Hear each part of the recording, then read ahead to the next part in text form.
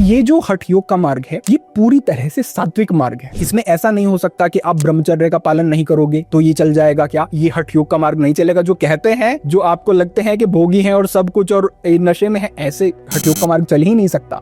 जब हम हठ योग की बात करते हैं, हठ योग के अंग क्या क्या हैं? कि षट्कर्मणा शोधन, आसनेन भवे दृढ़ं मुद्रा स्थिरता, प्रत्याहारेण धीरता, प्राणायामाल लाघव, ध्यानात् प्रत्यक्षमात्मा, समाधिना निर्लिप्तता च मुक्तिरेव न संशय। तो यहाँ पे ये अलग अलग इसके अंग बता दिए और उनके अलग अलग प्रभाव। सबसे पहले कहा गया है षट्कर्मणा शोधन, यानी कि षट्कर्मों के माध्यम से अपने शरीर की सफाई करो। कई लोग एडवांस आसन बहुत कर रहे होते हैं तो वो फट से 3-4 फोटो लेते हैं कि एक फोटो तो ठीक आ जाएगा, फिर उस आसन में रुक तो लंबे समय तक सकते नहीं है। तो भाई ऐसा आसन से आपको बहुत लाभ नहीं मिलने वाले हैं। ये भी कहा गया है कि प्राणायामादि युक्तेन सर्व रोग क्षयो भवेत्, युक्ताभ्यास योगेन सर्व रोग समुद्भव। यानी कि अगर आप जो हठ योग के ये जो अंग हैं इनको ठीक तरीके से करोगे तो सारे रोगों को समाप्त करने वाले हैं, लेकिन अगर गलत तरीके से करना शुरू कर दिया तो रोगों को पैदा भी कर सकते हैं। हठ योग में मेरे इतने लंबे सालों के अनुभव में कोई इक्का दुक्का व्यक्ति जिसने बिना सही तरीके से वार्म अप किए या गलत तरीके से अभ्यास कर लिया तो हो गया, अदरवाइज हठ योग का अभ्यास करने में कभी इंजरी नहीं होती है। जो बिगनर है जब वो ध्यान करना शुरू करे तो किन किन ध्यान को वो आसानी से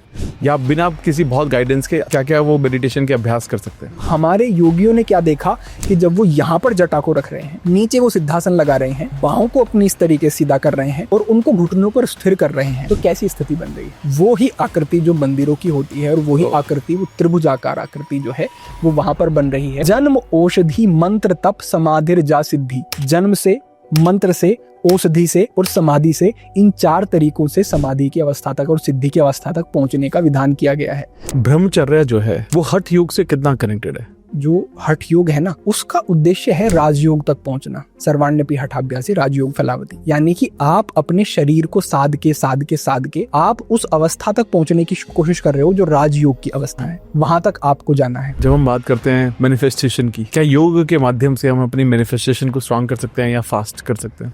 आज भी जो सात्विक मार्ग का अनुगमन करने वाले व्यक्ति हैं उनके लिए आज भी सतयुग ही है, कलयुग नहीं है। जब अभ्यास की शुरुआत कर रहे हैं तो शुरुआत में सूक्ष्म व्यायाम हमारे यहाँ पर होते हैं, थोड़े से रोटेशन हो रहे हैं, थोड़े से मूवमेंट हो रहे हैं। ये हठ योग का हिस्सा नहीं है लेकिन ये सहायक है, ये अच्छे हैं। तो इस तरीके से होते हैं। हाँ, शुरुआत में फिर आप ध्यान कर रहे हैं, शवासन में बैठ रहे हैं, थोड़ी सी आपने इस तरीके से हल्के हल्के अभ्यास किए तो वो ना कोई आपको सोरनेस होगी ना आपको कोई पेन होगा, तो उससे भी आपका एक बनेगा, रूटीन बनेगा। अर्जुन से भी भगवान यही कहते हैं कि तस्मात् सर्वेषु कालेषु माम अनुस्मर युद्ध च, कि तू युद्ध भी करता रहे लेकिन मन को निरंतर मुझ में लगा। बस इतना करना है अमित जी।